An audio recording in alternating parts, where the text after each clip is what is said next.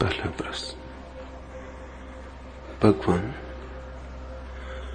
महाभारत का यह सूत्र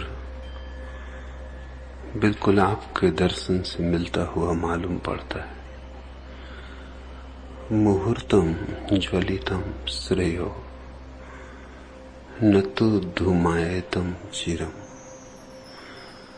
मुहूर्त भर जलना श्रेयस्कर है, बहुत समय तक धुआंना नहीं।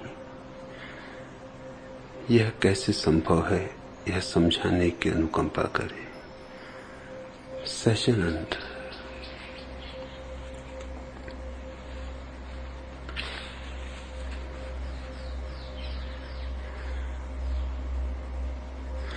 यह सूत्र निश्चित ही मेरी जीवन दृष्टि को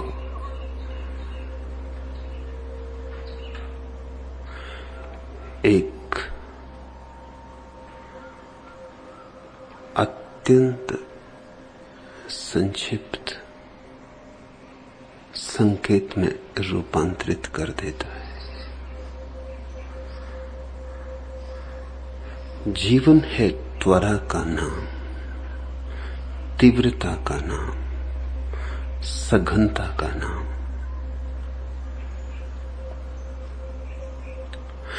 जैसे कोई धूप की किरणों को इकट्ठा कर ले, एकाग्र कर ले, तो तत्क्षण आग प्रज्वलित हो जाती। वही किरणें बिखर के पड़ती हैं तो सिर्फ कुनकुनापन देती हैं।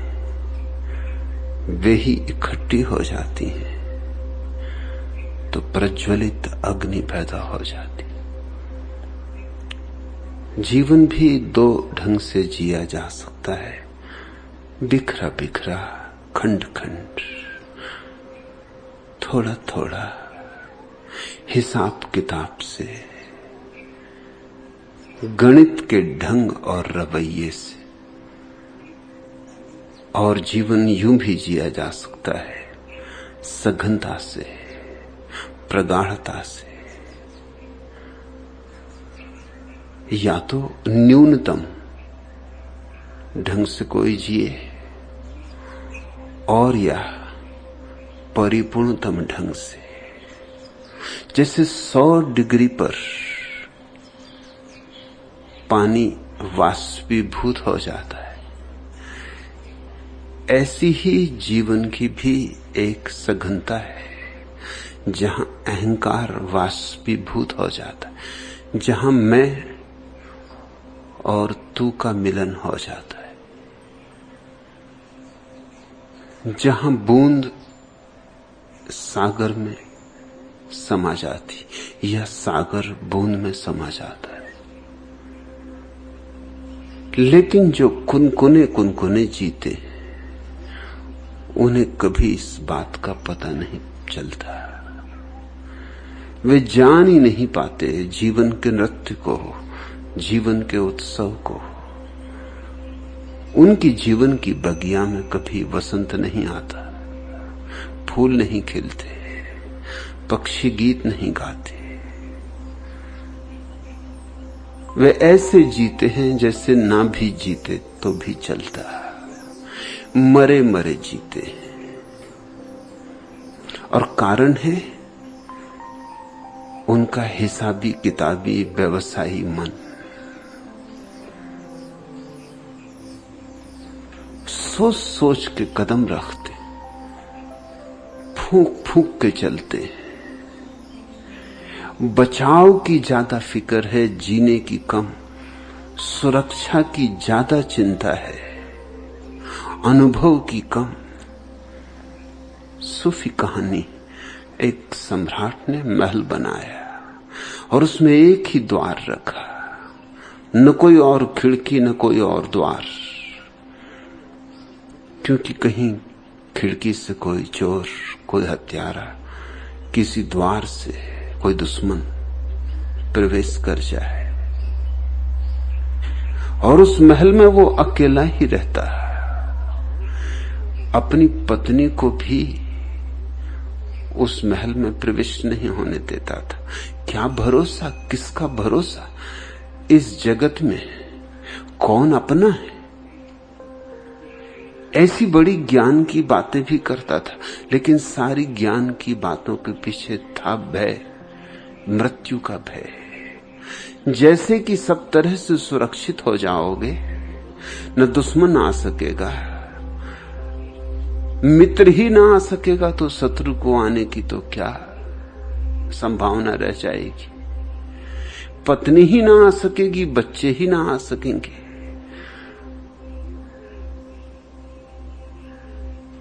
तो क्या तुम सोचते हो मौत ना आ सकेगी? मौत तो फिर भी आएगी ही आएगी। वह तो उसी दिन आ गई जिस दिन जन्म हुआ, अब उसकी क्या चिंता। वह तो उसी दिन घट गई जिस दिन पहली सांस ली। पहली सांस और आखिरी सांस में कुछ भेद नहीं। पहली ले ली तो आखिरी भी ले ही ली। लेकिन सोच विचार से चलने वाला आदमी था। एक दरवाजा रखा, वो भी बड़ा सकरा, बस अकेला आ सके भीतर और जा सके। और उस दरवाजे पर उसने पहरों पर पहरे बिठाए। 7 पंक्तियां थीं पहरेदारों की, क्योंकि हो सकता है एक पहरेदार धोखा दे जाए, सो जाए, न दे धोखा।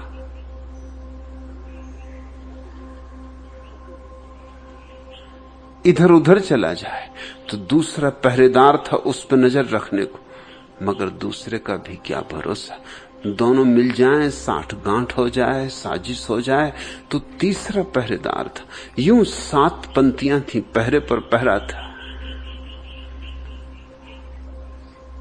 पड़ोसी सम्राट उसका महल देखने आया। जब उसे खबर मिली तो स्वभावतः उसको भी उत्सुकता जगी। सुरक्षा तो ऐसी ही होनी चाहिए। आया, देख के बहुत प्रभावित हुआ और कहा मैं भी ऐसा ही महल बनवाता हूं।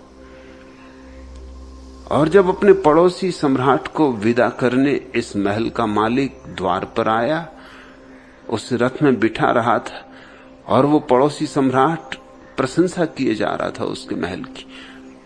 ऐसी सुरक्षा उसने कभी देखी न थी। तभी सड़क के किनारे बैठा एक भिखारी जोर से हंसने लगा। दोनों ने चौंक कर उसकी तरफ देखा और कहा तुम क्यों हंसे? उसने कहा कभी मैं भी सम्राट था और कभी मैंने भी सुरक्षा के सारे आयोजन किए थे, सब व्यर्थ हो गए। और मैं तुमसे एक बात कहूं कि अगर तुम सच में ही सुरक्षा चाहते हो, पूरी सुरक्षा, कि रंच मात्र भी भय न रह जाए, तो तुम महल के भीतर बंद हो जाओ और ये दरवाजा भी बाहर से चुनवा दो, फिर कोई भी भीतर ना आ सकेगा। अभी तो हवा का झोंका आ जाता है, मौत इसी पर सवार होकर आ जाएगी। अभी तो सूरज की किरणें आ जाती हैं, मौत उन पर ही सवार होकर आ जाएगी। इतना और कर लो। मैं इसलिए हंसा कि तुमने सब इंतजाम तो किया, लेकिन मौत इसी दरवाजे से आ जाएगी। वह सम्राट बोला अगर इस दरवाजे को भी चुनवा दूं, पागल है तू, तो फिर मैं तो जिंदा रहते ही मर गया, ये तो कब्र हो जाएगी। वो फकीर और भी खिलखिला के हंसा। उसने कहा कब्र तो यही हो ही गई, इसमें बचा क्या है? बस एक दरवाजा होने से कहीं कब्र निवास बनती। 99% तो कब्र हो ही गई, 1% बची है, उसको भी क्यों बचाते हो? और अगर इतनी तुम्हें समझ तो और दरवाजे भी खोलो और खिड़कियां भी खोलो, क्योंकि जितने दरवाजे होंगे, जितनी खिड़कियां होंगी, उतना जीवन होगा। असुरक्षा में जियो तो ही जी सकते हो। भय तो जीने नहीं देता और भय ही हिसाब लगवाता रहता है।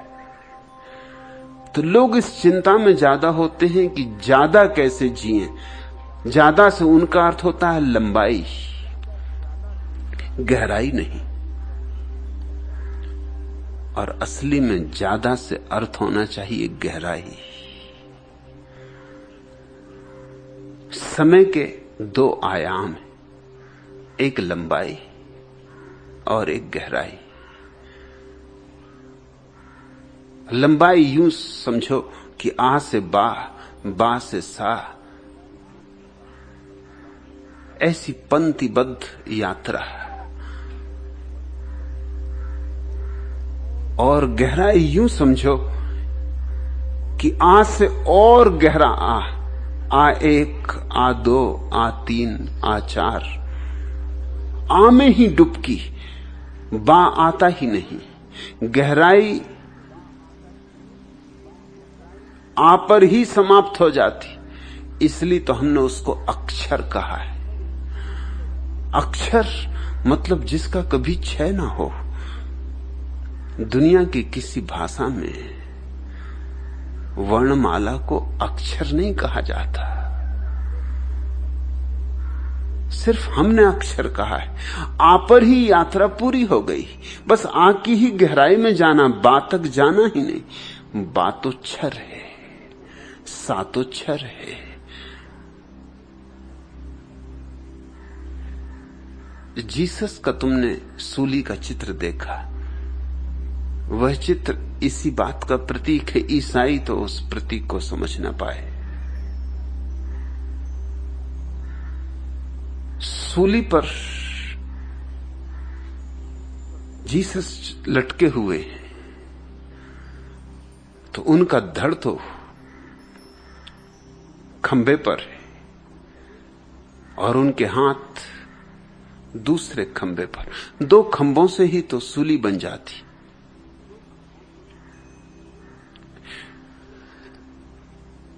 वस्तुतः सूली का प्रतीक भारत से ही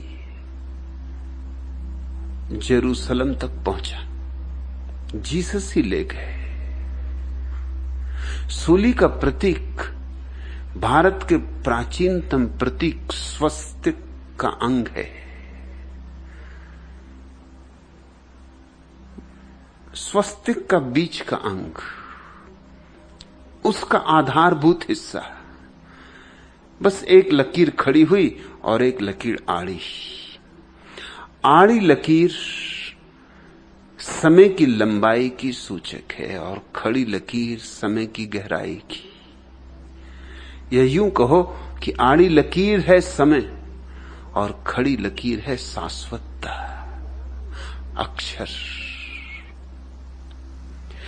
त्वरा में जीने का अर्थ है ऐसे जियो कि गहराई हो, कि ऊंचाई हो। गहराई हो प्रशांत महासागर जैसी, ऊंचाई हो गौरी शंकर जैसी। मगर हम यूं जीते हैं कि हमारा जीवन एक सपाट रास्ते की तरह होता है, कोलतार की बनी सीधी सड़क, न कोई ऊंचाई न कोई नीचाई।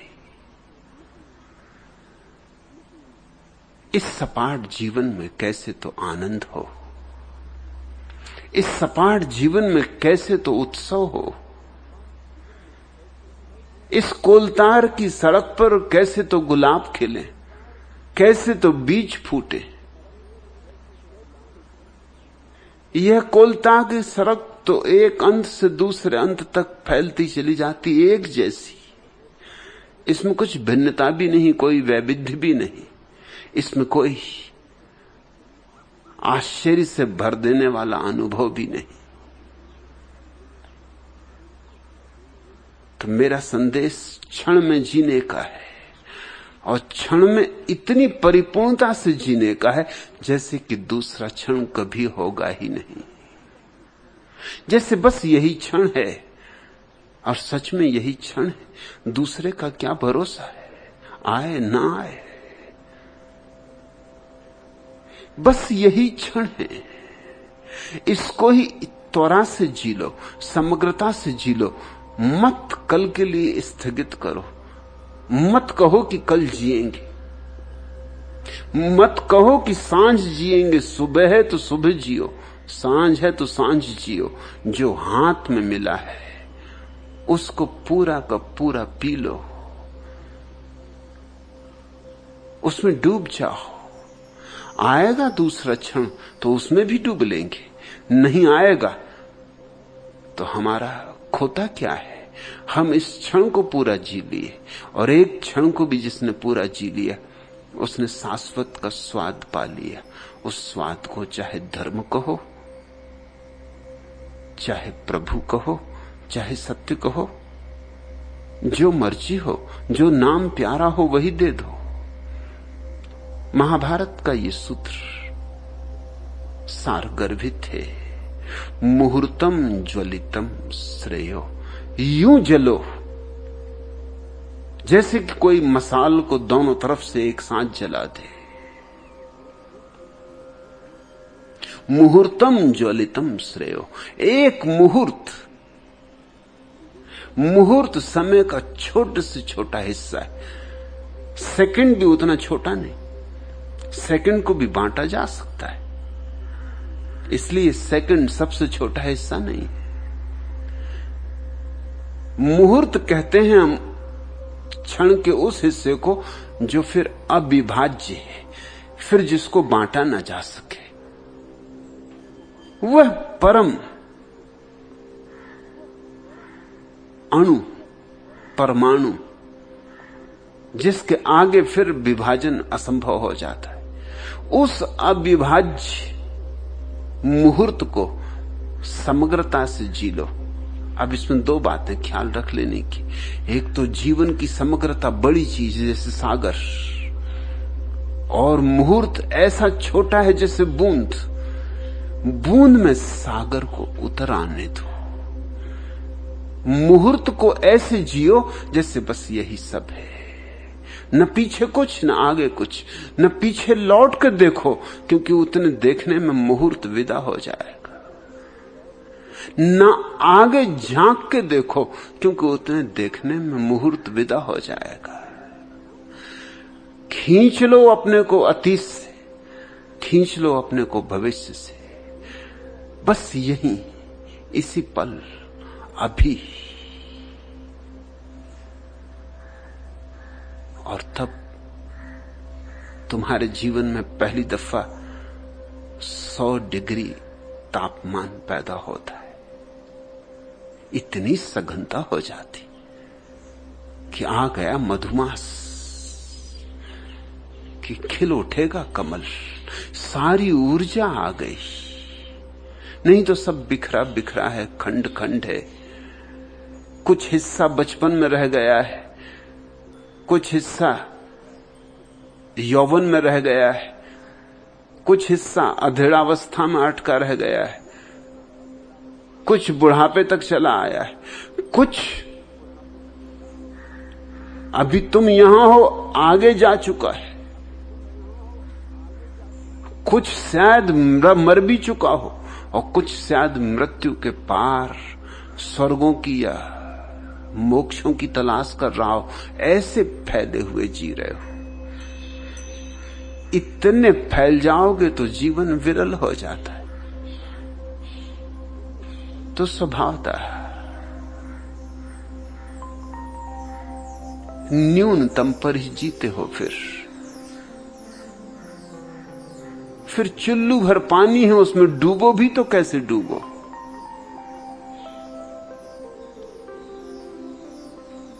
मुहूर्तम ज्वलितम श्रेयो।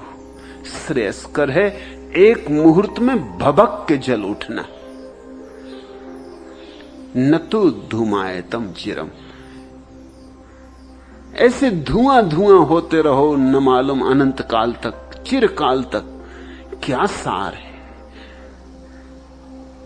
धुआं धुआं ही होते रहो। खुद की भी आंखें आंसुओं से भरेंगी और दूसरों की आंखें भी आंसुओं से भर जाएंगी, और रोशनी तो होगी नहीं। सच तो यह है कि अगर धुआं ना हो तो अंधेरा भी बेहतर, और धुआं ही धुआं हो तो अंधेरा और बदतर हो जाता है। चले थे रोशनी की तलाश में, अंधेरे को और विक्षिप्त कर लिया, धुआं धुआं हो गया। लेकिन लोग धुआं धुआं ही जी रहे। इस धुंधुआती जिंदगी में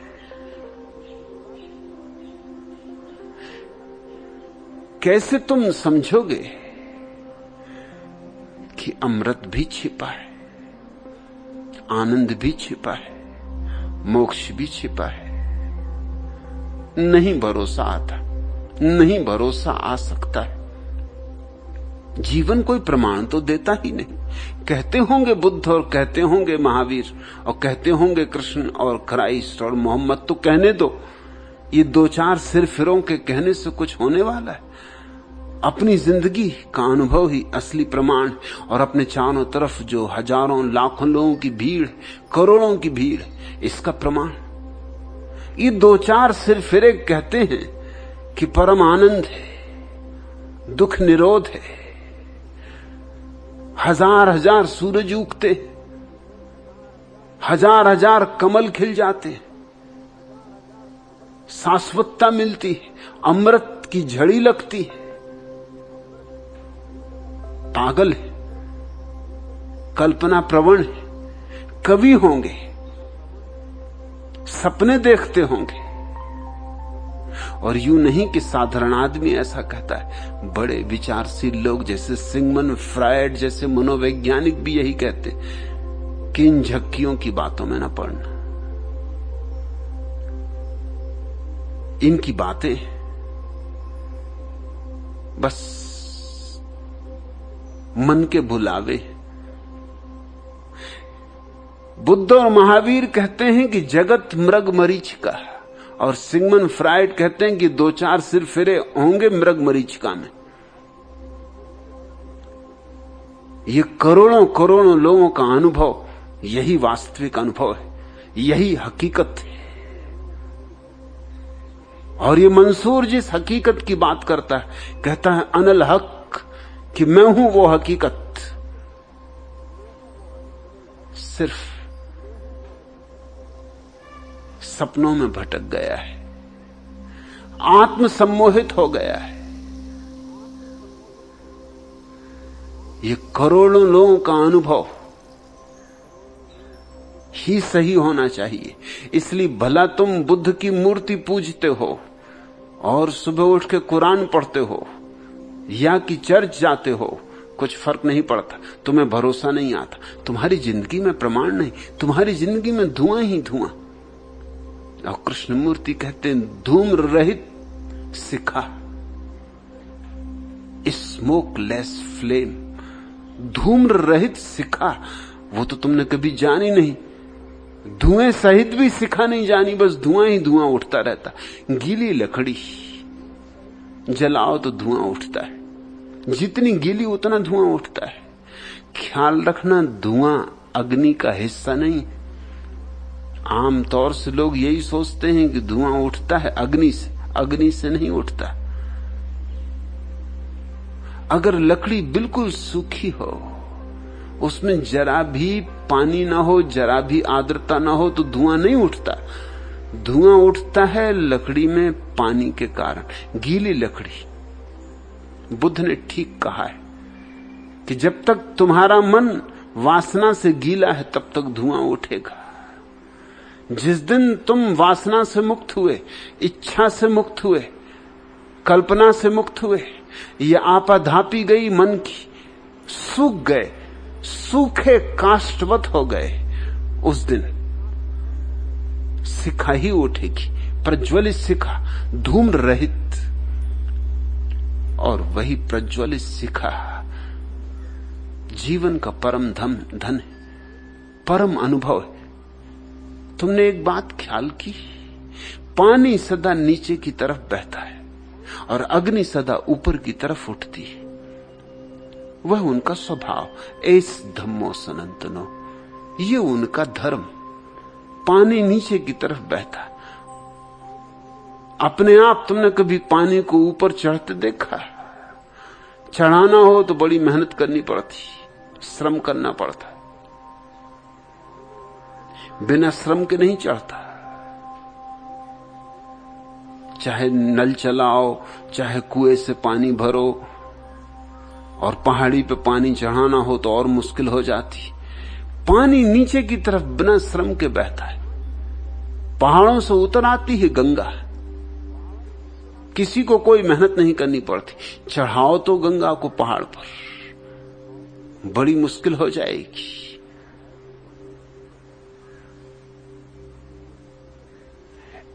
एडिशन बहुत बड़ा वैज्ञानिक हुआ, उसने 1000 आविष्कार किए। संभवतः किसी दूसरे आदमी ने इतने आविष्कार नहीं किए। लेकिन लोग बड़े हैरान थे कि जब भी उसके घर में जाते थे, उसका दरवाजा खोलते थे बगीचे का, तो बड़ा भारी। आखिर उसके एक मित्र ने कहा कि एडिशन, तुमने इतने आविष्कार किए, कम से कम इतना तो करो कि कुछ ढंग के स्प्रिंग बनाओ। ये कहां का तुमने बाबा आदम के जमाने का दरवाजा लगा रखा है, इसको खोलने में इतनी मेहनत होती। एडिशन हंसने लगा, उसने कहा कि वो उस मेहनत का कारण, एक बार कोई दरवाजा खोलता है तो मेरी टंकी में पानी भर जाता है। कौन पंचायत करे भरने की? दिन भर लोग आते जाते रहते, वो पानी भरते रहते हैं टंकी में। वो दरवाजा जो है, ऐसा नहीं कि उसके स्प्रिंग खराब हैं या कोई और बात है। तुम्हें पता नहीं कि एक तुमने दरवाजा खोला कि मेरी पूरी टंकी पानी से भर गई। वो उसका आविष्कार था।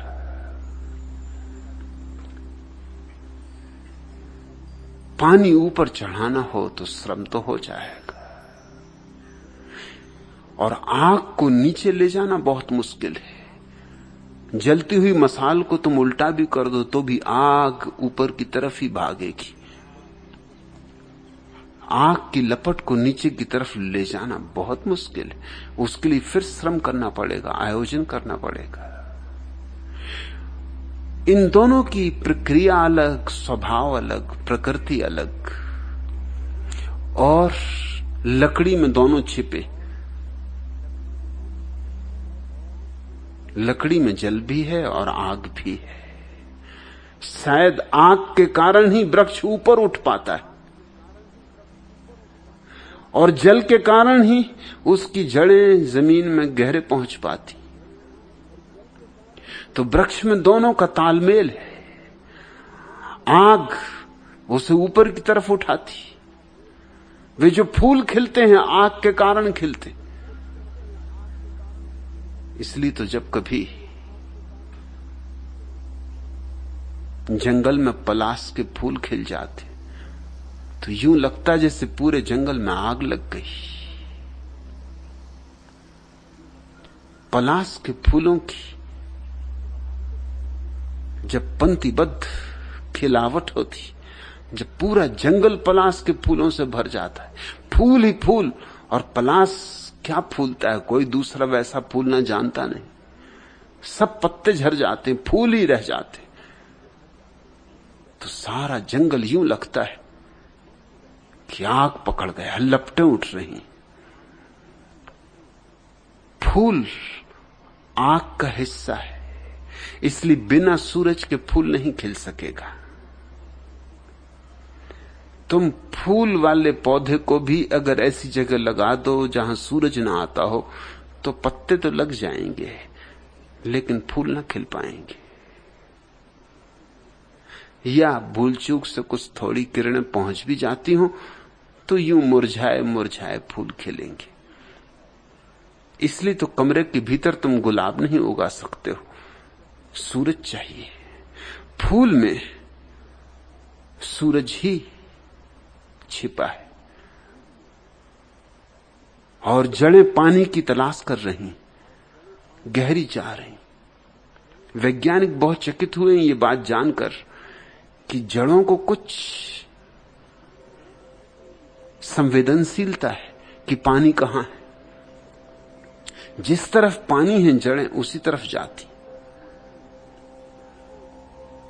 इसलिए जो बहुत संवेदनशील लोग हैं वो तो एक गीली टहनी को वृक्ष की हाथ में लेके और चलते हैं और पता लगा लेते हैं कि पानी जमीन में कहां है। वो जो गीली टहनी है वो तत्क्षण खबर दे देती, मगर उसके लिए बहुत संवेदनशील लोग चाहिए जो जल के खोजी होते, जो जमीन में जल खोजने का काम ही करते। वो एक गीली टहनी को, तत्क्षण तोड़ी गई वृक्ष की टहनी को हाथ में ले लेते हैं और उसको बिल्कुल आहिस्ता से पकड़ते हैं कि उस पर कोई जोर ना पड़े, और उसको पकड़ के चलते जाते हैं। जहां वो टहनी झटका दे देती, खबर दे देती उनके हाथ को, उनका संवेदनशील हाथ फौरन उस झटके को पहचान लेता। टहनी कह रही कि यहां जल है। टहनी के भीतर छिपा हुआ जल जल की भाषा को पहचानता है। वो नीचे, जमीन के नीचे हो सकता है 50 फीट नीचे जल हो, मगर 50 फीट जमीन की परतों को पार करके जल जल की भाषा पहचान लेता है। तत्क्षण टहनी खबर दे देती कि यहां जल है। ठिठक जाता है जल का खोजी और 100% सही साबित होते हैं जल के खोजी। रेगिस्तानों में भी खोज लेते हैं जहां की 200 फीट 300 फीट गहरा पानी होगा, वहां भी वृक्ष को कुछ अपनी अंतर अनुभूति है। एक वैज्ञानिक इसकी तलाश में लगा हुआ था, हैरान हुआ जान के कि बढ़ के एक वृक्ष ने, और कहीं पानी न था, तो अपनी जड़ों को सड़क के उस पार पहुंचाया जहां से म्युनिसिपल कमेटी का पाइप निकलता था। पाइप वो तो बंद है, तो सीमेंट का पाइप है, उसके भीतर जल जा रहा है, लेकिन बढ़ के वृक्ष को कहीं भीतरी कोई सूझबूझ है, कोई भीतरी प्रज्ञा है। जब वृक्ष खोदा गया तो किसी तरफ उसकी जड़ें नहीं गई थी, सारी जड़ें पाइप की तरफ गई थी, और उन्होंने जाके पाइप को फोड़ लिया था। वो पाइप के भीतर प्रविष्ट हो गई थी और पाइप से पानी ले रही थी। क्योंकि पानी वहां था नहीं और वृक्ष हरा हो रहा था और वृक्ष बड़ा हो रहा था, इसलिए वैज्ञानिक उत्सुक हुए थे कि इसको पानी मिल कहां गया। पानी यहां है नहीं। किसी को सूझा भी न था कि वृक्ष भी होशियार होते कि इसने पाइप खोज लिया म्युनिसिपल कमेटी का। न केवल खोज लिया, उसको तोड़ भी लिया। कोमल जड़ों ने सीमेंट की परतों को तोड़ के उसके भीतर प्रवेश कर लिया है। जल वृक्ष की जड़ों का हिस्सा है और आग वृक्ष के फूलों का हिस्सा। आग उसे ऊपर की तरफ ले जाती, जल उसे नीचे की तरफ ले जाता है। और जब तुम लकड़ी जलाते हो तो उसमें दोनों होते, इसलिए तो अगर 2 लकड़ियां सूखी हो तो दोनों के रगड़ने से आग पैदा हो जाती। सिर्फ रगड़ने से आग पैदा हो जाती। वो आग पैदा करने का पुराने से पुराना ढंग है। 2 लकड़ियों को रगड़ा और आग पैदा हुई, मगर लकड़ियां होनी चाहिए बिल्कुल सूखी। बुद्ध ने कहा है मनुष्य में भी जब वासना नीचे की तरफ ले जाती और प्रार्थना ऊपर की तरफ ले जाती, या कहो प्रेम, मोह और प्रेम। मोह नीचे की तरफ ले जाता है, वो जलवत, और प्रेम अग्निवत है, वो ऊपर की तरफ ले जाता है। प्रेम का ही अंतिम परिष्कार प्रार्थना है और मोह की अंतिम गहराई वासना है। मनुष्य में दोनों है, वासना भी है, प्रार्थना भी है। अगर वासना रहित हो जाए मनुष्य तो उसके जीवन में मुहूर्त भर में ऐसी रोशनी प्रकट होती, ऐसी ज्वलंत, कि एक मुहूर्त में वो सारे जीवन के सार को पहचान लेता, सारे जीवन का अर्थ अनुभव में आ जाता है। और कुछ लोग हैं जो रहते हैं, जीते हैं, 100-100 वर्ष जीते हैं, मगर उनके हाथ राख भी नहीं लगती, खाक भी नहीं लगती। मैं क्षण में जीने का पक्षपाती हूं। मत जीवन को लंबाने की चिंता करो, जीवन को गहराओ। मुहूर्तम ज्वलितम श्रेयो न तो धूमायतम चिरम। क्या करोगे चिरकाल तक धुआं धुआं होकर? चिरकाल से धुआं धुआं ही तो होते रहे हो। अब तो चौंको, अब तो जागो।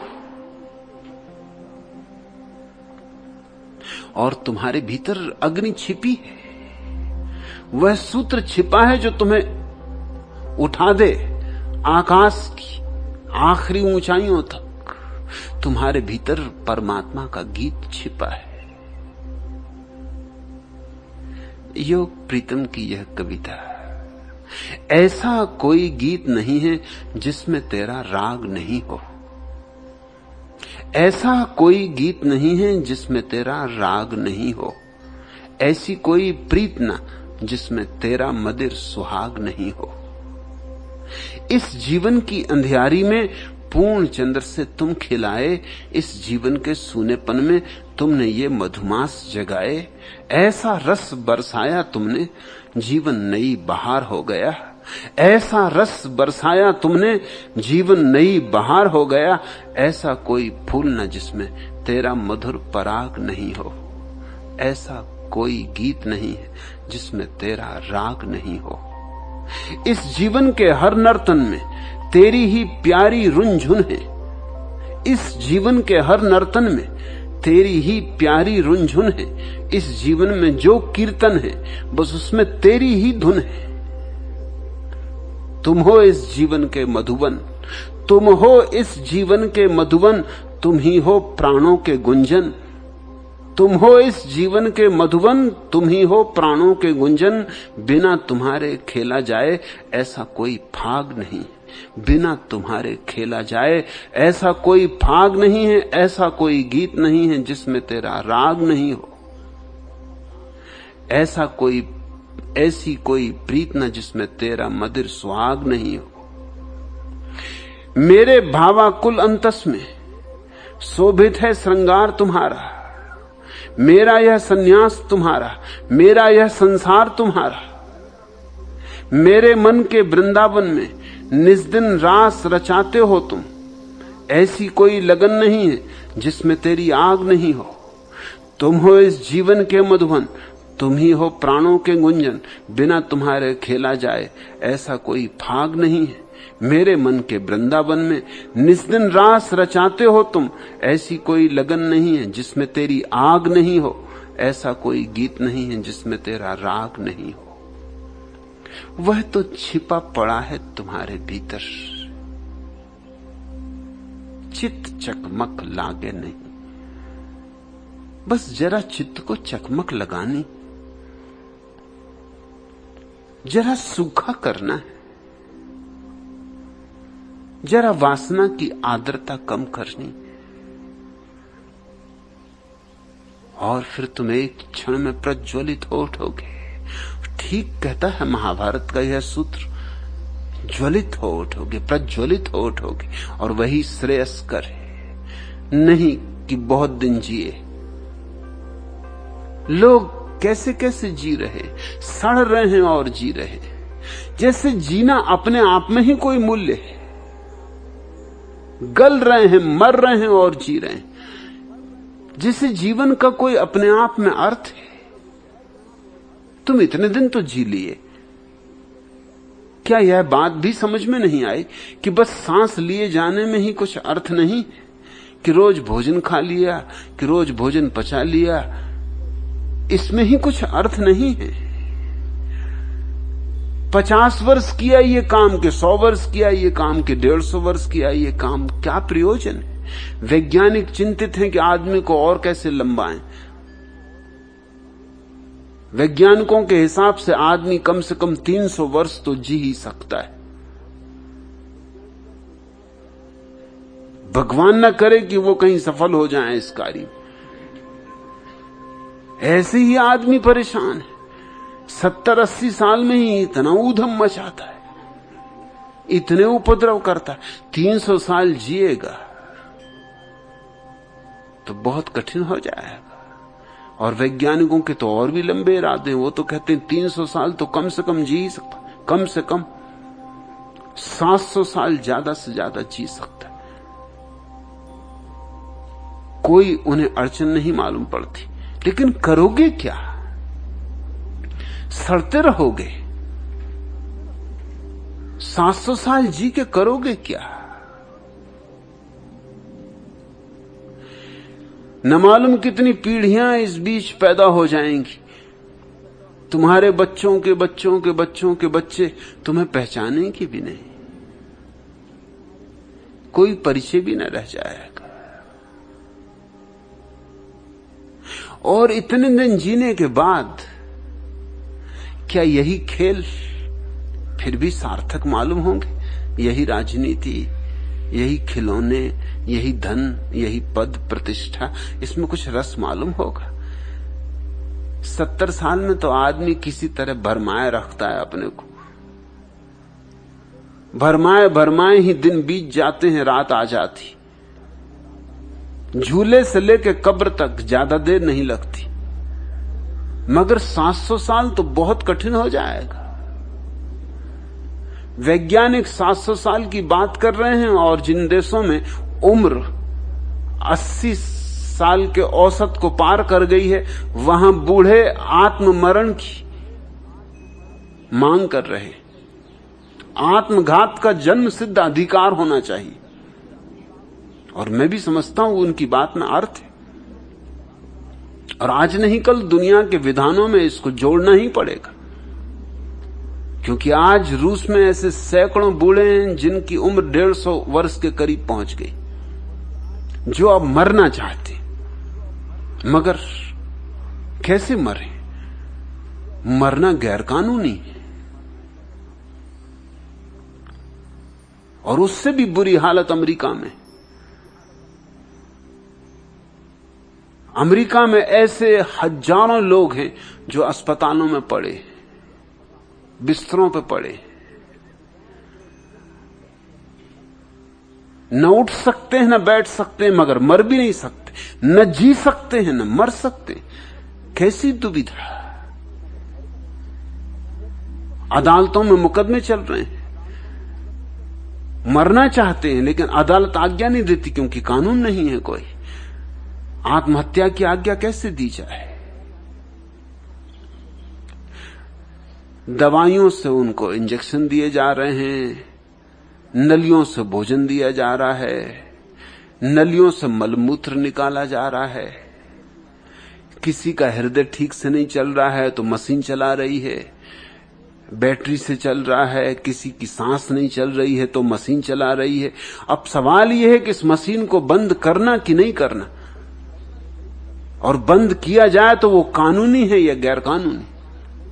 अगर इस मशीन को बंद करते हैं तो हत्या का पाप लगेगा कि नहीं, यह अपराध होगा कि नहीं? कौन बंद करे? डॉक्टर बंद करे, बेटे बंद करें, पत्नी बंद करे, कौन बंद करे? कौन झंझट ले? कुछ लोग तो बेहोश हालत में पड़े, उनको होश ही नहीं, इसलिए उनसे पूछने का भी सवाल नहीं है। अब उनकी हालत बिल्कुल गाजर मूली जैसी है। आदमी अब उन्हें कहना ठीक भी नहीं, गोभी के फूल हो गए। गोभी के फूल से भी गए बीते, क्योंकि गोभी का फूल का भी कुछ उपयोग है, कम से कम सब्जी बन सकती, वो उस काम की भी न रहे। मगर कानून अधिकार नहीं देता मरने का। जरूर यह अधिकार देना पड़ेगा, जैसे और जन्म सिद्ध अधिकार हैं उन्हीं में यह भी जोड़ना पड़ेगा, अथनासिया का, आत्मघात का जन्म सिद्ध अधिकार। बड़ा उल्टा सा लगेगा देखने में, जन्म सिद्ध जीवन का अधिकार और बात मरने की। लंबे जीवन का यही परिणाम होने वाला है। गहन जीवन होना चाहिए। विज्ञान लंबाने की कोशिश करता है और धर्म गहराने की। इसलिए विज्ञान से मैं कहूंगा कि जितने दिन आदमी जीता है स्वस्थ जिए, इसकी फिक्र करो। लंबाने की चिंता में मत पड़ो, परिपूर्ण स्वास्थ्य से जी सके इसकी चिंता करो। और धर्म इसकी चिंता करे कि ये स्वास्थ्य का उपयोग आदमी जीवन को गहराने में कैसे कर सके। ध्यान से जीवन गहराया जा सकता है, विज्ञान से स्वस्थ बनाया जा सकता है। विज्ञान के बिना जीवन स्वस्थ नहीं होगा और ध्यान के बिना जीवन गहराई को नहीं पाएगा। विज्ञान बाहर से सहारा दे और ध्यान भीतर से,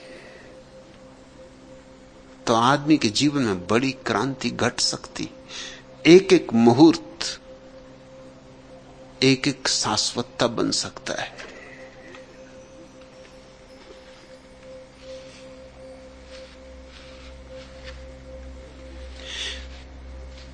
मैं तो जीवन को प्रेम करता हूं।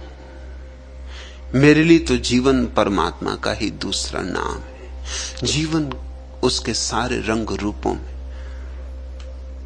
मैं पलायनवादी नहीं हूं, मैं सारे पलायनवादियों का विरोधी हूं।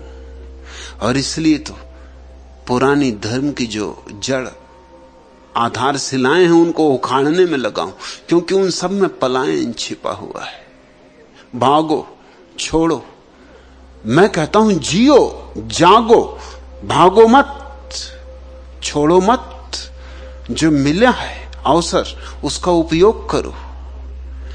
एकास की सोजे गम, एकास की सोजे गम अस्कों में न ढल जाए। दामन से अगर पहुंचूं, दामन से अगर पहुंचूं, दामन मेरा जल जाए। हमको तो गुलिस्तां के हर गुल से मोहब्बत है, हमको तो गुलिस्तां के हर गुल से मोहब्बत है। गुलची को जो हो नफरत, गुलशन से निकल जाए। हर खार हमारा है, हर खार हमारा है, हर फूल हमारा है। हमने ही लहू देकर गुलशन को संवारा है। हम डूबने वालों को काफी ये सहारा है। साहिल पे तू आ जाना, साहिल पे तू आ जाना, हर मौज का नारा है। एकास की सोजे गम अस्कों में न ढल जाए। दामन से अगर पहुंचूं, दामन मेरा जल जाए। हमको तो गुलिस्तां के हर गुल से मोहब्बत है। गुलची को जो नफरत हो, गुलशन से निकल जाए। हर खार हमारा है, हर फूल हमारा है। हमने ही लहू देकर गुलशन को संवारा है। हम डूबने वालों को काफी ये सहारा है। साहिल पे तू आ जाना, हर मौज का नारा है। 100 जुल्म किए तुमने, 100 जुल्म किए तुमने, एक आह न की हमने।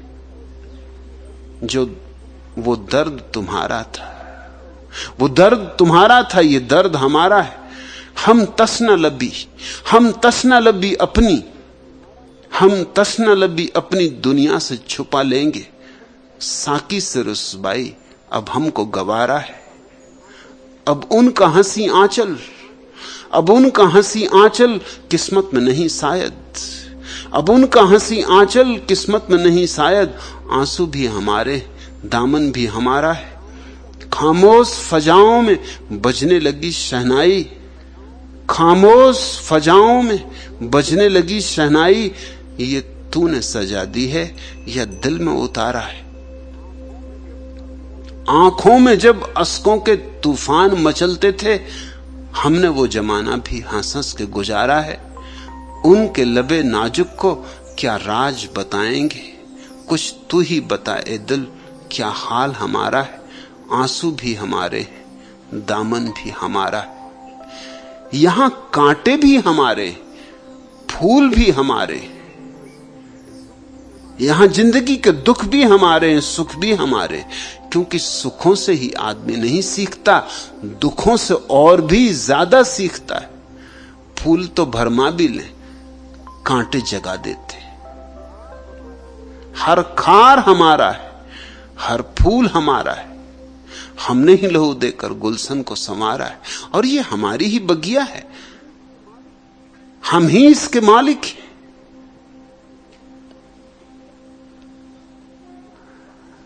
बस इतनी ही बात घट जाए हम डूबने वालों को काफी ये सहारा है। बस इतना हो जाए, साहिल पे तू आ जाना, साहिल पे तू आ जाना, हर मौज किनारा, फिर कोई चिंता नहीं किनारे की। हम डूब जाएंगे मझधार में, फिर मझधार ही किनारा है। बस तू साहिल पे आ जाना, परमात्मा की झलक भर मिल जाए साहिल पे सही, फिर मझधार भी किनारा है। उस प्रेमी की थोड़ी सी झलक मिल जाए, और वो झलक कभी भी मिल सकती है, अभी भी मिल सकती है, मगर उसके लिए हमें अपने जीवन को फैलाव से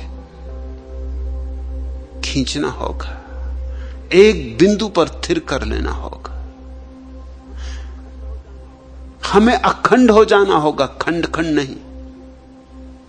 और हमें एक जीवन की पूरी शैली का आविष्कार करना होगा।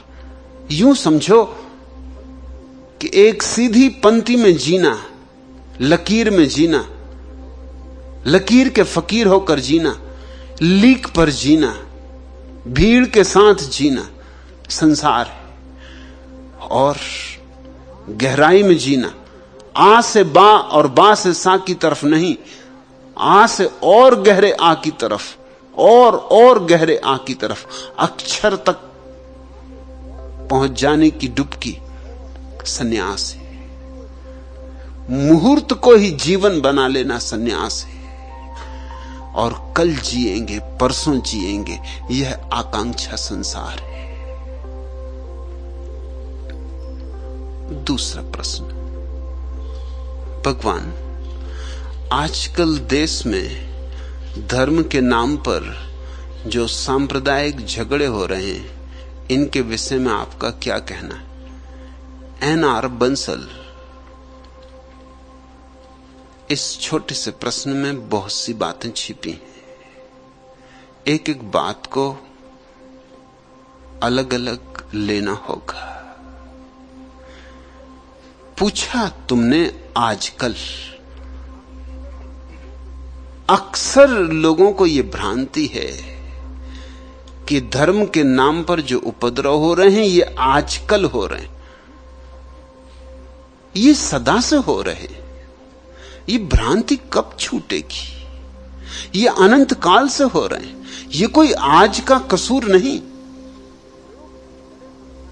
लोग इस तरह समझाने की कोशिश में लगे रहते हैं कि ये कलयुग है। हिंदू कहते हैं ये कलयुग है, ये तो होगा ही, जैसे सतयुग में ये ना होता था। सतयुग में हालत और बदतर थी। आज तो कम से कम कोई प्रश्न भी पूछ सकता है, सतयुग में कोई प्रश्न भी नहीं पूछ सकता था। आज तो कम से कम इस पे विचार विमर्श हो सकता है। आज तो कम से कम मेरे जैसे सिरफिरे लोग बातों को सीधा सीधा कह भी सकते। सतयुग में यह भी संभव नहीं था। जबानें काट ली जाती थी, कानों में शीशा पिघला के भर दिया जाता था। राम जैसे व्यक्ति ने एक शूद्र के कान में शीशा पिघलवा के भरवा दिया। क्या उसकी गति हुई इसका तो पता नहीं, क्योंकि जब शीशा पिघला के कान में भरा जाएगा तो कान तो फूट ही जाएंगे, शायद आंखें भी फूट जाएं, क्योंकि कान, आंख, नाक सब जुड़े। इसलिए तो एक ही डॉक्टर तीनों का काम करता, नाक, कान, आंख। और कान द्वार हैं मस्तिष्क के। अगर कान फट गए और जलता हुआ शीशा, उबलता हुआ शीशा जब कानों में जाएगा तो खोपड़ी के भीतर तक पहुंच जाएगा। मर ही गया होगा वह गरीब शूद्र। और ये सतयुग की बात, और मर्यादा पुरुषोत्तम राम की कृपा।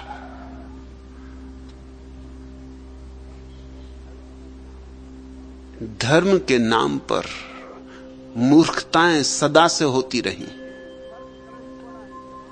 फर्क इतना ही पड़ा है कि आज हम सोचने लगे कि वो मूर्खताएं क्यों होती, और तब लोग सोचते भी नहीं थे, सहज स्वीकार करते थे। इतना ही फर्क पड़ा है। आदमी थोड़ा सोच विचारशील हुआ है। जैन कहते हैं ये पंचम काल है, पंचम काल में तो ये सब होगा ही। तो महावीर के कान में किसने खीले ठोंक दिए थे? वो तो पंचम काल नहीं था, तीर्थंकर मौजूद थे। और जैन कहते हैं जहां तीर्थंकर मौजूद होते हैं वहां 12 कोस की परिधि में असमय फूल खिल जाते। जरूर खिल जाते होंगे, लेकिन इस आदमी को जरा भी सूझना आई है कोई 12 कोस के दूर से थोड़ी कान में खीले ठोंके होंगे। ये तो बिल्कुल पास में खड़े होकर कान में खीले ठोंके होंगे। इसमें कुछ बोध ना आया। वृक्षों को बोध आ जाता, फूल खिल जाते, और इस आदमी को कुछ बोध ना आया। महावीर को लोगों ने गांव गांव भगाया, जंगली कुत्ते उनके पीछे लगाए। उनका कसूर क्या था? ये कि वो नग्न थे, और नग्न होना शोभादायक नहीं।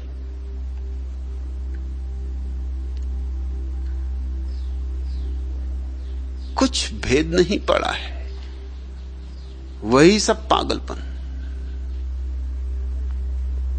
युधिष्ठिर ने, वो धर्मराज थे, अपनी पत्नी को दांव पे लगा दिया। पहले तो पत्नी को 5 भाइयों ने बांट लिया। यह भी खूब, कलयुग में भी कोई करे तो सजा काटे। इतना तो निश्चित है कि कलयुग में कोई करे तो उसे हम धर्मराज तो नहीं कहेंगे। पहले तो पत्नी को बांट लिया, दिन बांट लिए।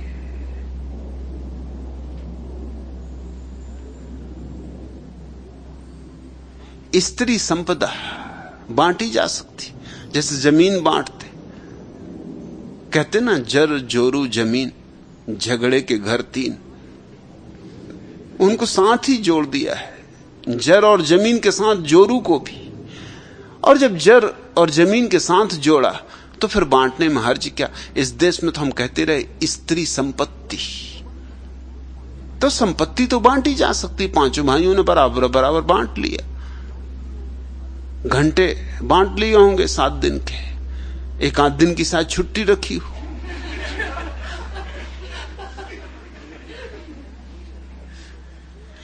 कोई ऐतराज ना उठा। न ऐतराज की तो बात छोड़ो, भारत में जिन 5 पुण्य कन्याओं का नाम लिया जाता उसमें द्रौपदी एक है। गजब हो गया। अगर द्रौपदी कन्या है 5 पतियों के होते हुए, तो जिनके एक ही पति हैं वो तो महाकन्याएं। उनका तो कहने क्या।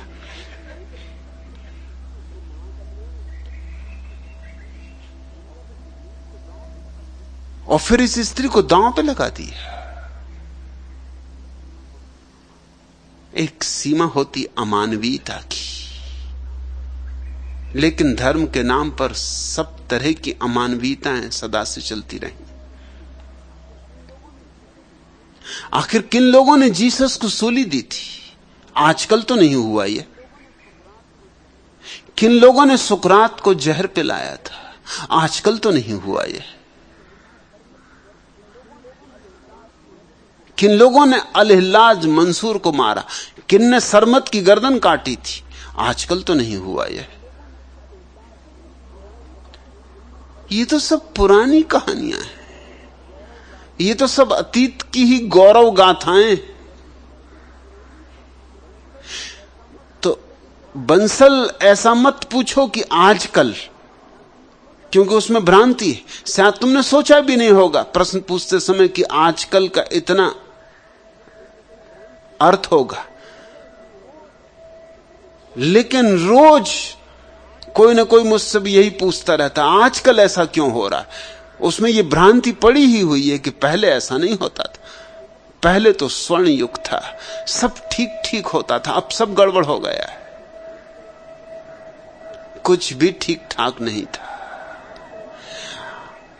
हालतें आज से बदतर थी, हालांकि प्रश्न पूछने की भी क्षमता नहीं थी। जिस दिन शूद्र के कानों में राम ने शीशा पिघलवा के भरवाया, भारत में करोड़ों शूद्र थे, न कोई मोर्चा गया, न कोई हड़ताल हुई, न कोई घिराव हुआ, नहीं तो मर्यादा पुरुषोत्तम का घिराव हो जाना था।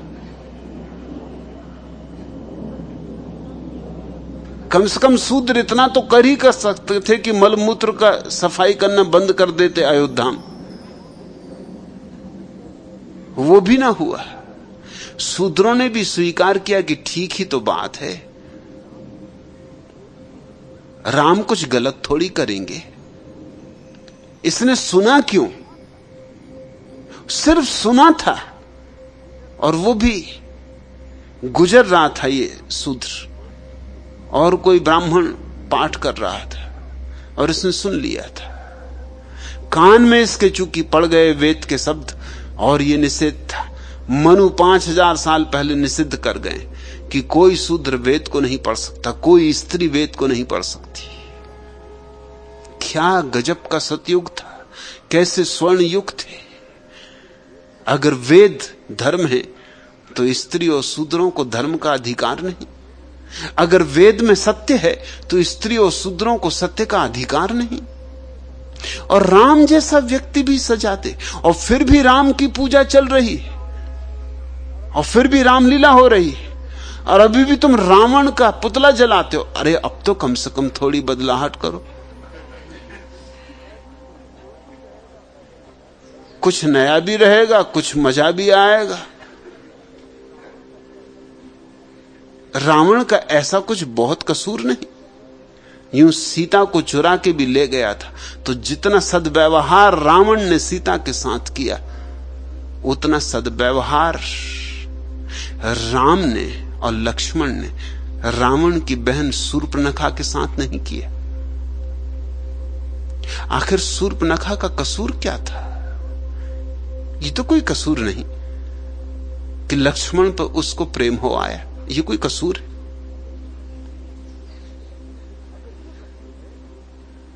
अगर ये कसूर है तो ये कसूर तो रामचंद्र जी और लक्ष्मण जी पहले ही कर चुके थे। आखिर इनको भी सीता पे प्रेम ही हो आया था। सीता फूल चुन रही थी बगिया में, और ये दोनों भैया चले जा रहे थे, और वाल्मीकि ने जैसा रस भरा वर्णन किया है, एकदम झूमने लगे, एकदम दीवाने हो गए, और दोनों भाइयों को आ गया था मन।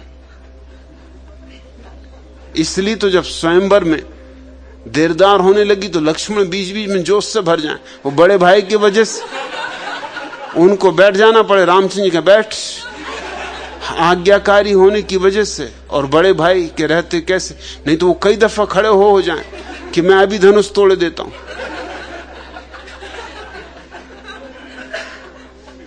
तो अगर राम और लक्ष्मण को प्रेम आ सकता है सीता पर, तो कोई कसूर तो नहीं था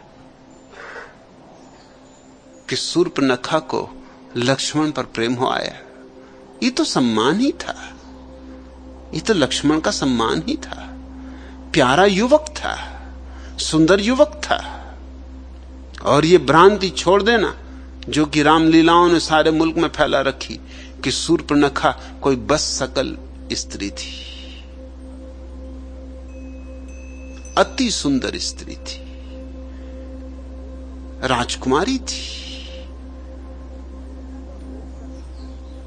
और उसने अगर प्रेम का निवेदन किया तो ये तो बिल्कुल शास्त्रीय था, इसकी तो कहीं मनाही नहीं। और अगर निवेदन किया था और लक्ष्मण को पसंद न था तो लक्ष्मण कह सकते थे क्षमा करे, सॉरी। इतना कह देने से काम पूरा हो जाता था। नाक वगैरह काटने की क्या जरूरत आ गई थी?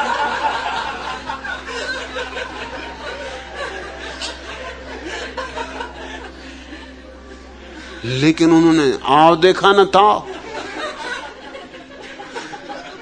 और रामचंद्र जी की अध्यक्षता में ये नाक काटने का समारोह संपन्न हुआ।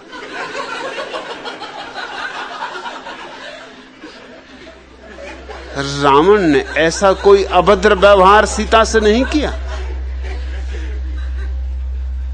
सीता को रावण ने बड़े सम्मान से रखा, उसे छुआ भी नहीं। बलात्कार भी कर सकता था, छुआ भी नहीं, उसे सम्मान से रखा, समादर से रखा, अलग रखा। एक विशेष बगीचे में, सुंदरतम बगीचे में उसे ठहराया, एक मेहमान की तरह।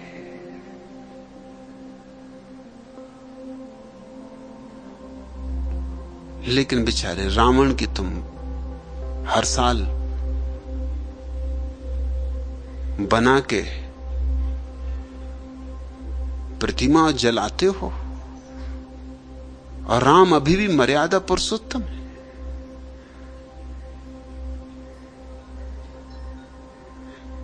धर्म के नाम पर बहुत जाल चलते रहे। उसमें छोटे छोटे लोगों के हाथ नहीं, उसमें बड़े बड़े लोगों के भी हाथ है। उसमें बड़े न्यस्त स्वार्थ है। इसलिए बंसल, आजकल शब्द की बात ना उठाओ। ऐसा सदा होता रहा। धर्म के नाम पर झगड़े निरंतर होते रहे। धर्म के नाम पर ही झगड़े होते रहे।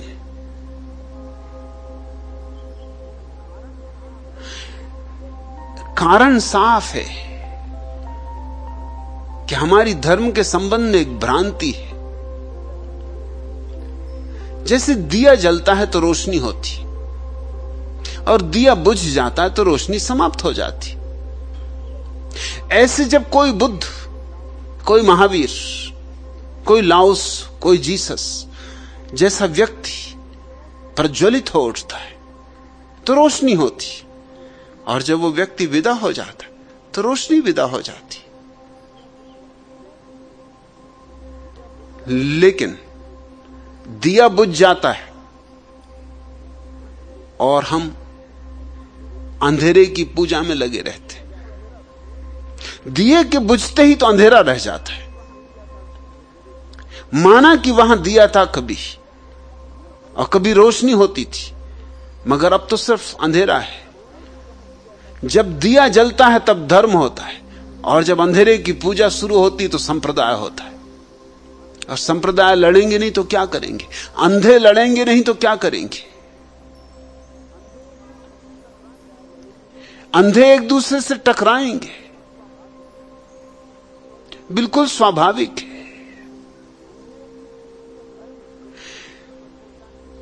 धर्म कभी कभी प्रकट होता है जब कोई बुद्ध, जब कोई समाधिस्थ, जब कोई परम ज्ञान को उपलब्ध व्यक्ति मौजूद होता है तो धर्म प्रकट होता है। और जैसे वो व्यक्ति विदा हुआ कि धर्म पुनः विलुप्त हो जाता है, पुनः खो जाता है, फिर प्रकट होगा, फिर दिए जलेंगे और रोशनी आएगी। मगर जब दिए जलेंगे तब रोशनी आएगी, और बीच के काल में तो अंधेरा होता है। और यह भी मजे की बात है कि जिन्होंने महावीर के जले हुए दिए को पूजा, वो फिर बुद्ध के जले हुए दिए को स्वीकार न करेंगे। लोगों की नजर दिए पे ज्यादा होती कि दिए की बनावट कैसी है, छोटा है कि बड़ा है, मिट्टी का बना कि सोने का बना कि चांदी का बना, नक्काशी क्या है, सील मोहर क्या है। रोशनी से किसी को लेना देना नहीं कि ज्योति है या नहीं। और ज्योति अगर मिट्टी के दिए में जले तो भी वही है, और सोने के दिए में जले तो भी वही है। लेकिन लोगों की नजरें दियों पे बहुत पड़ जाती, रोशनी तो दिखाई उन्हें पड़ती ही नहीं, वो दियों को टटोलते रहते। तो महावीर को मानने वाला बुद्ध का दिया जलेगा तो भी स्वीकार न करेगा, और बुद्ध को मानने वाला कबीर का दिया जलेगा तो भी स्वीकार न करेगा, और कबीर का मानने वाला नानक का दिया जलेगा तो भी स्वीकार नहीं करेगा। उन सब की नजरें तो अपने दिए पर पड़ गई। रोशनी का तो किसी को हिसाब ही नहीं। बुझे दियों से संप्रदाय बनते और जला दिया धर्म होता है। तो धर्म तो तभी होता है जब सद्गुरु जीवित होता है। उसके बाद तो धर्म के नाम पर अधर्म ही रह जाता है। फिर झगड़े फसाद होंगे, मंदिर मस्जिद लड़ेंगे, गुरुद्वारे गिरजे लड़ेंगे। यह बिल्कुल स्वाभाविक है। जब तक हम इस दुनिया से संप्रदायों को विदा नहीं करते, तब तक ये उपद्रव जारी रहेंगे। जब तक ये बात हमारे मन में बहुत स्पष्ट रूप से प्रगाढ़ नहीं हो जाती कि धर्म तो कभी कभी प्रकट होता है, अधिकतर तो धर्म अप्रगट रहता, अंधेरी रात रहती, और उस अंधेरी रात को हम अंधेरी समझें तो झगड़े अभी कम हो जाएं। अगर हिंदू को समझ में आ जाए कि मेरे पास कोई जला हुआ दिया नहीं है, तो झगड़ा क्या है। मुसलमान को समझ में आ जाए मेरे पास कोई जला हुआ दिया नहीं, तो अब झगड़ा क्या है। जहां जला हुआ दिया हो वहां दोनों को जाना चाहिए, क्योंकि रोशनी का सवाल है, और रोशनी तो उसकी है, परमात्मा की। वो न बुद्ध की है, न महावीर की है, न मोहम्मद की है, न क्राइस्ट की। वो रोशनी तो परमात्मा की। वो तो एक ही स्रोत से आती और एक ही स्रोत में लीन हो जाती। मगर हम बुद्ध तो गुजर जाते, समय की रेत पर बने उनके चरण चिन्हों को पूछते बैठे रहते। फिर तुम्हारे चरण चिन्ह अलग, उसके चरण चिन्ह अलग, झगड़ा खड़ा हो जाता। किसके चरण चिन्ह सही, कौन सही।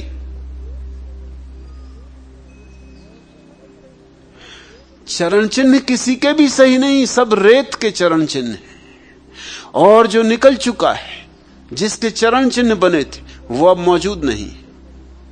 लेकिन पंडित पुजारी इन चरण चिन्हों के पास मंदिर और मस्जिद बनाते, मठाधीश निर्मित होते, शंकराचार्य, आयतुल्ला, पोप, ये चरण चिन्हों के आसपास खड़े होते, और एक विराट धंधा चलता है। उस धंधे में झगड़ा होगा, क्योंकि प्रतिस्पर्धा होगी। तुम पूछते हो आजकल देश में धर्म के नाम पर जो सांप्रदायिक झगड़े हो रहे हैं, इनके विषय में आपका क्या कहना। ये सदा होते रहे और सदा होते रहेंगे, अगर हम धर्म और संप्रदाय का भेद स्पष्ट नहीं समझ लेते। धर्म है जीवंतता। जब कोई व्यक्ति सांस ले रहा है तो धर्म है, और जब सांस जा चुकी, प्राण का पंछी उड़ चुका, पिंजड़ा पड़ा रह गया, तो फिर हम क्या करते।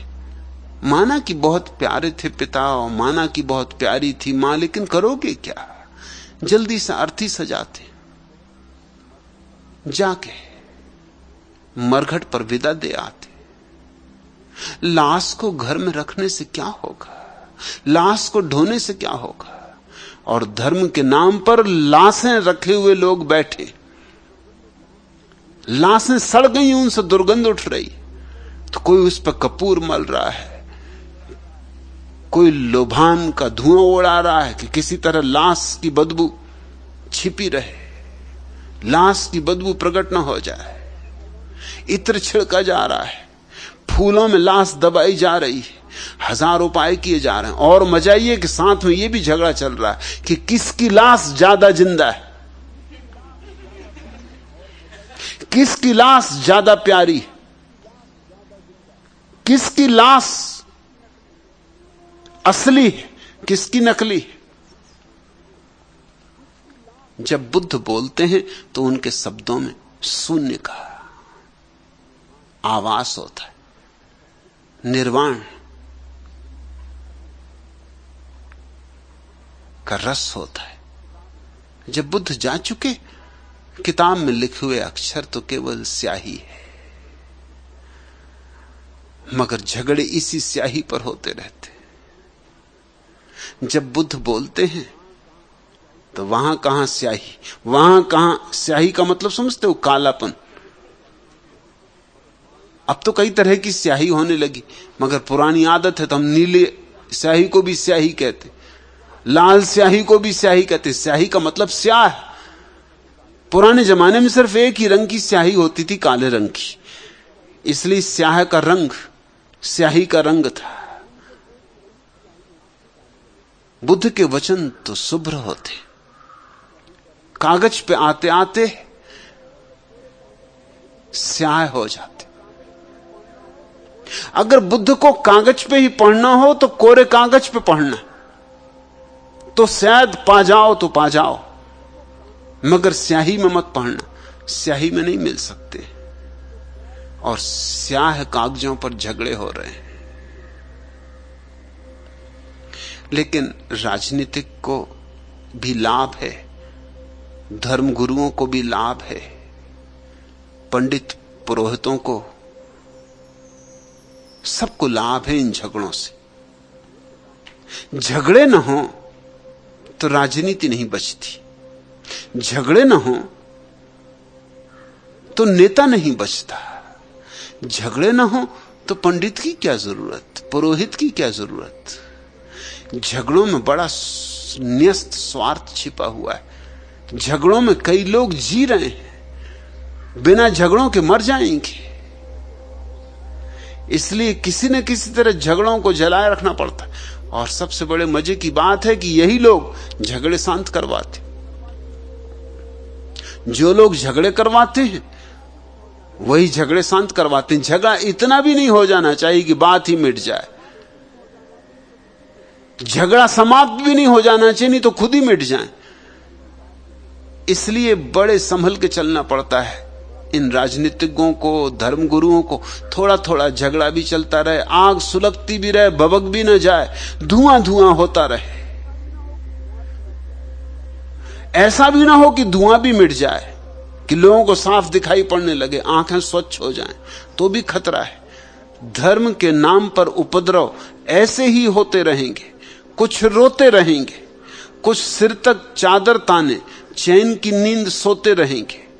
मस्जिद, गिरजाघर, शिवाला वसीयतनामे हैं। मुल्ला, पंडित, पोप, पुजारियों के नाम इतिहास गवाह है। मजहब के ठेकेदारों ने इन्हें आदर्शों के नाम पर बेच तक डाला।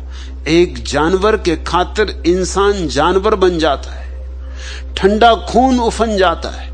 100-200 जानों की क्या चिंता, धर्म रहे, कर्म रहे, आदमी भले ही बेशर्म रहे, बस आधुनिक ठेकेदार राजनीतिवाजों की जेबें गर्म रहें। ये लोग इसी तरह घृणा के बीज बोते रहेंगे जब तक नहीं चेतेंगे हम आप। धर्म के नाम पर उपद्रव ऐसे ही होते रहेंगे। एक चेतना चाहिए, एक बोध चाहिए।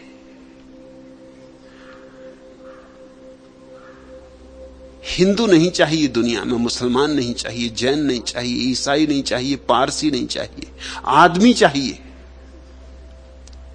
ये सब पिटी हुई लकीरें, और ये पिटी हुई लकीरें तुम्हें उस ज्योति से वंचित रख लेती हैं जो कभी कभी जलती। अगर तुम मुक्त हो, कहीं बंधे ना हो, तुम्हारे कहीं खूंटे ना गड़े हो, तो तुम जल्दी पहचान लो। बुद्ध पैदा हुए, हिंदुओं ने नहीं पहचाना।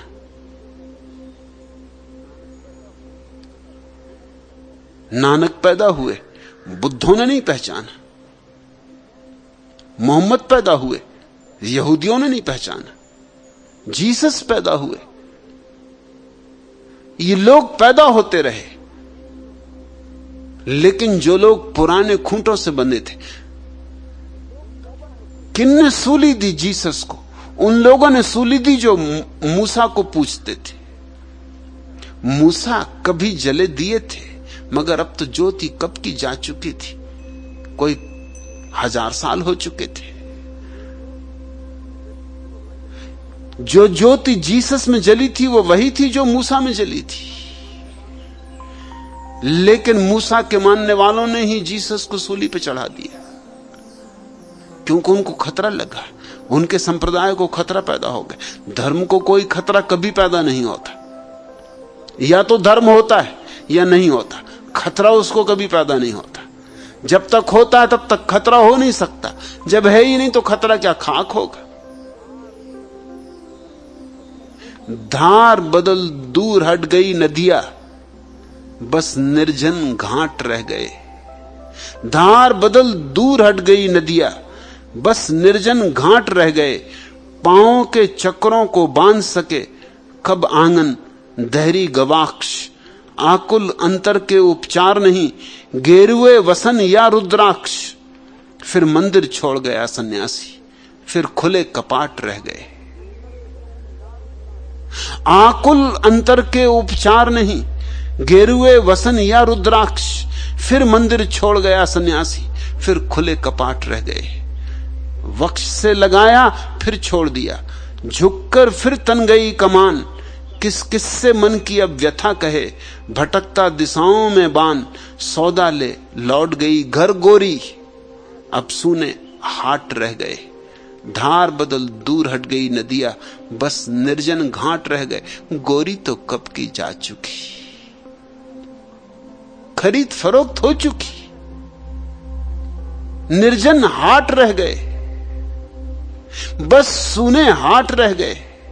नदियां धार बदल कब की दूर हट गई, मगर पूजा जारी है। नदी तो नहीं है, सिर्फ रेत रह गई, लेकिन पूजा जारी है। हाट तो उजड़ चुका, बस चिन्ह रह गए, मगर पूजा जारी है। और इस पूजा के कारण जो नई हाट कहीं भर गई होगी, कहीं नया बाजार उठा होगा, कहीं नई दुकान खुली होगी, कहीं फिर नए शब्दों में सत्य ढले होंगे, फिर कहीं ध्यान पका होगा, फिर कहीं समाधि के फूल खिले होंगे, फिर कहीं गजरे बिकने आ गए होंगे। वहां तुम नहीं जाते, तुम अपनी पुरानी हाट में ही बैठे हो, जहां आप कुछ भी नहीं, सूनी दुकानें हैं। फिर मंदिर छोड़ गया सन्यासी, फिर खुले कपाट रह गए। जब तक सन्यासी मंदिर में है तब तक मंदिर जीवित है, और जब सन्यासी चला गया तो खुले कपाट रह गए। अब लाख पटको सिर, अब कुछ काम का नहीं। लेकिन क्या कारण है कि लोग, जब भी कोई व्यक्ति प्रबुद्धता को उपलब्ध होता है, उसके पास आने में डरते, मुर्दों को पूजते, जीवित से भय खाते। जीवित से भय खाने का कारण और भी है।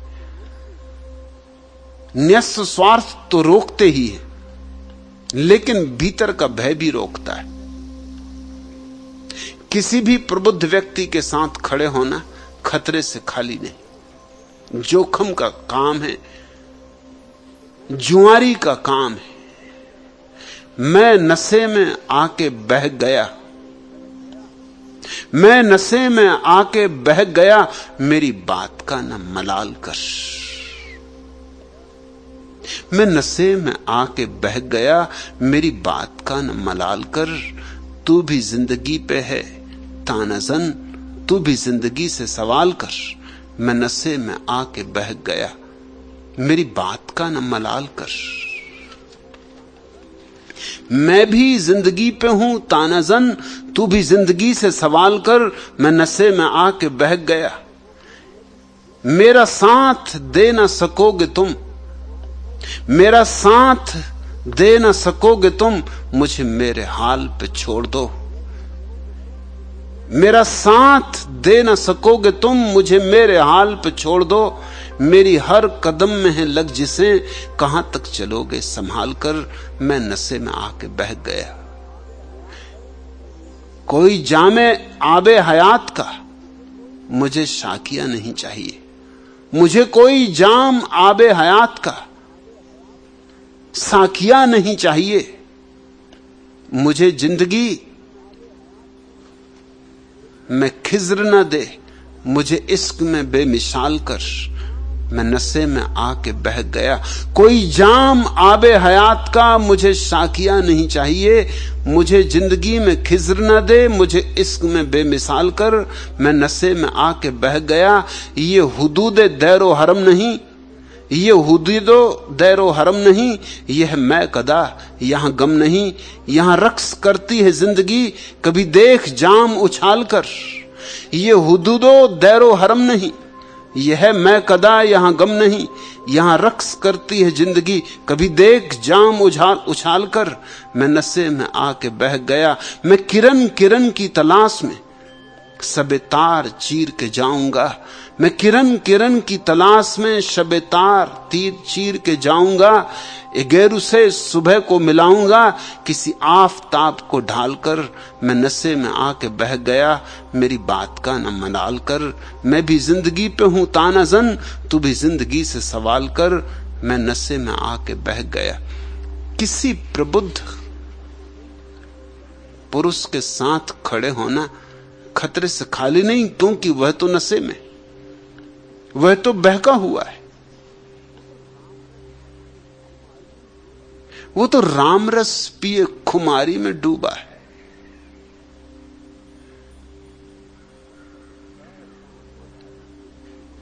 उसके तो पैर डगमगा रहे, उसकी तो बात भी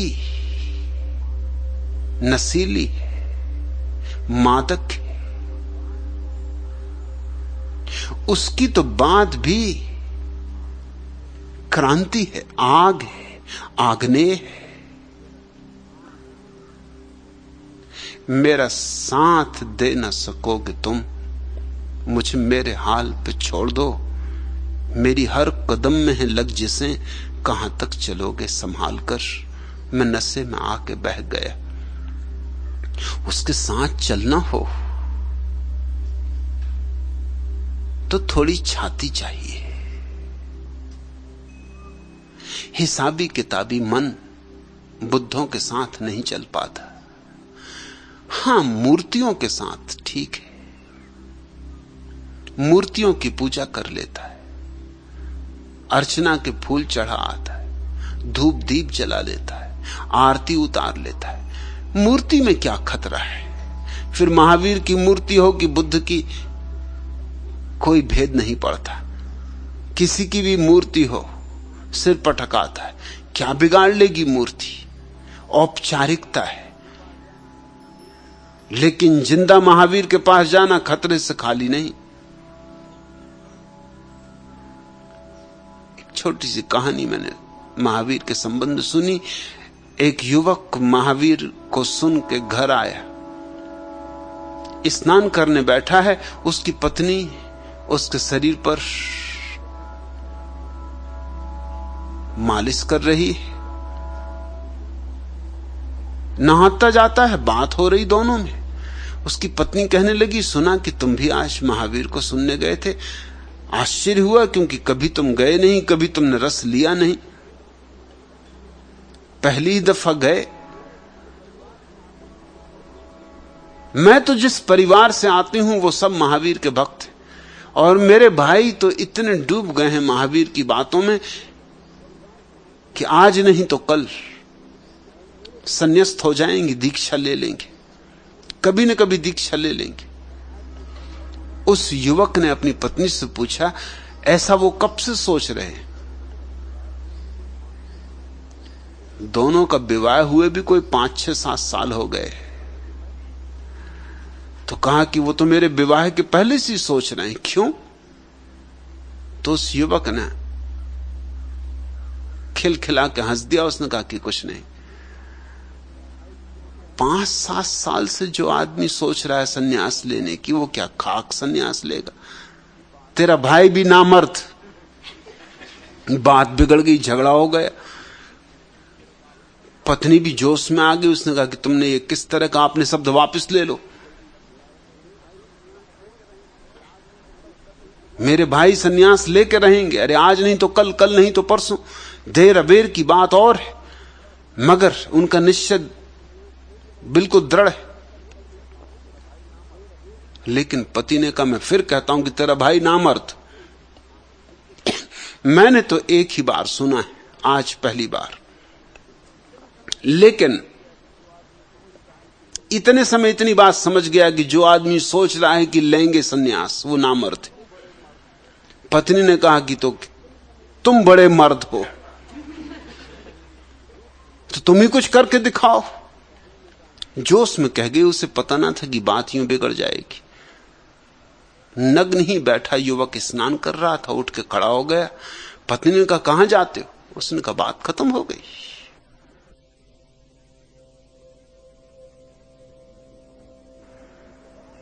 पत्नी ने कहा, मैं कुछ समझी नहीं। वो तो दरवाजा खोल के बाहर जाने लगा कि नंगे कहां जाते हो? उसने कहा, बात खत्म हो गई, अब नंगा तो होना ही है। तो महावीर के पास जाके नंगा क्या होना, यहीं से नंगा चला जाता। पत्नी दौड़ी, घर के लोगों को कहा कि पकड़ो, रोको, इनको क्या हो गया, बहक गए। लेकिन उस युवक ने कहा कि बात बहुत आगे निकल गई, अब लौट नहीं सकता। उसी दिन महावीर से जाकर उसने दीक्षा ले ली। महावीर भी थोड़े हैरान हुए, क्योंकि और लोग दीक्षा लेने आते थे तो घर से तो कपड़े पहन के आते ही थे। वहां महावीर के नंगों की जमात थी, वहां कपड़े उतारने में कुछ हर्जा भी न था। लेकिन ये घर से नंगा चला आ रहा है। महावीर ने भी पूछा कि भाई, मैंने बहुत लोगों को दीक्षा दी, वो सब कपड़े पहन के आते हैं, बल्कि सच तो ये है जो उनके सुंदरतम कपड़े होते हैं वो पहन के आते हैं, क्योंकि अब आखिरी बार, बस अब एक बार और, फिर तो छूटे। और फिर जब छोड़ ही रहे हैं तो सुंदरतम पहन के लोग भी देख लें। तो बिल्कुल अपने तगमे इत्यादि लगा के आते हैं, सुंदरतम वस्त्र पहन के आते हैं। अगर राजा के बेटे होते हैं, और ये राजा का बेटा था, तो अपना मुकुट भी बांध के आते हैं, हीरे जवाहरात के आभूषण पहन के आते, दिखावा आखिरी कर लें। प्रदर्शन करने की इच्छा तो जाती ही नहीं। तू कैसा आदमी, नंगे चला आया, और उसके पीछे बड़ी भीड़ चली आ रही थी, घर के लोग चले आ रहे, पत्नी रोती चली आ रही कि तुम लौट चलो, मैं अपने शब्द वापस लेती हूं, ये तुम क्या करते हो, कुछ मेरी भी तो सोचो। अरे ये तो बात ही थी, यूं ही मजाक कर रही थी। मगर उसने कहा, बात बहुत आगे निकल गई, मजाक बहुत हो गई। मैं तो सोच ही रहा था तू दुखी ना हो, मैं तो पक्का ही कर रहा था। मैं तो तेरा धन्यवाद करता हूं कि तूने अवसर दे दिया, नहीं तो मुझे अपनी तरफ से कहना पड़ता। मैं ये सोच ही रहा था कि नहा धो के जाऊं और दीक्षा ले लूं, और तूने बात उठा दी तो निर्णय वहीं मैंने घोषणा कर दिया। तू चिंता न कर, तेरे कारण नहीं सन्यास हुआ है, किसी के कारण कहीं सन्यास होता है। मेरे भीतर ही बात उठी है। ऐसी हिम्मत चाहिए एनआर बंसल धार्मिक व्यक्ति के साथ होने के लिए, लेकिन सांप्रदायिक होने के लिए तो कोई हिम्मत चाहिए नहीं। सांप्रदाय तो भीड़ भाड़ है, भेड़ों की जमाते, सिंहों के नहीं लेहड़े। वो जो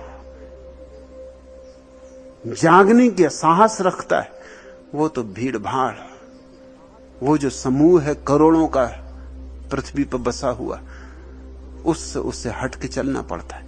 उसे तो अपनी लकीर खुद खोजनी पड़ती, उसे तो इस जीवन के गहन बीहड़ वन में अपना मार्ग खुद चल के बनाना पड़ता है। किसी बुद्ध पुरुष के साथ होना जीवन को जुए की तरह दांव पर लगाना है। ये काम जुआड़ियों का है, ये काम शराबियों का है। और किसी बुद्ध पुरुष के साथ होने के लिए तैयारी चाहिए कि वो तुम्हारे एक एक विचार को खंडन करेगा, एक एक तुम्हारी प्रतिमा को तोड़ेगा, तुम्हारी एक एक धारणा को ध्वस्त करेगा। यूं लगेगा कि तुम्हें जला रहा है, अग्नि में तपा रहा है। आग में खड़े रहने की, चोटें सहने की, सहने की ही नहीं, सह के अनुग्रह भी अनुभव करने की जब क्षमता होती, तब कोई व्यक्ति धार्मिक होता है। नहीं तो धर्म के नाम पर संप्रदाय चलता है, और संप्रदाय तो अंधों की भीड़ है, टकराती रहेगी, सदा टकराती रही है, आगे भी यही होने वाला है। इसमें कुछ भेद नहीं पड़ सकता है। आज इतना है।